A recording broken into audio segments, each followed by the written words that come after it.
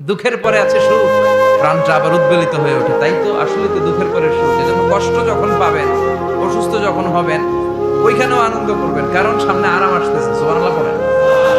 মুমিনের হারাবার কিছু নাই, দুঃখ পাওয়ার কিছু নাই। তার রোগের মাধ্যমে তার গুনাহ ঝরে যায়, সে আল্লাহর কাছে প্রিয় হয়ে ওঠে। তা আমাদেরকে কেউ হারাইতে পারে? কথা বলেন, আমাদের কেউ ভয় দেখাইতে পারে? মোটিভেশনাল সূরা, সূরাতুল ইনশিরাহ আর সূরাতুদ দুহা। এখানে অনেক হিউজ মোটিভেশন আছে। যারা হতাশ, যাদের জীবন ভাল লাগে না, মরে যেতে মনে চায়, গার্লফ্রেন্ড গালি দিছে, আছে না নাই? আবার বয়ফ্রেন্ড গার্লফ্রেন্ডের গালি দিছে, এ ওড়না পেঁচায়া ফ্যানের মধ্যে ঝুলে আত্মহত্যা করে। কত বড় পাগল! তুই মরলি কেন? গালি দিছে তো কি হয়েছে? হ্যাঁ, বুঝতে চায় না, হতাশ হয়ে যায়।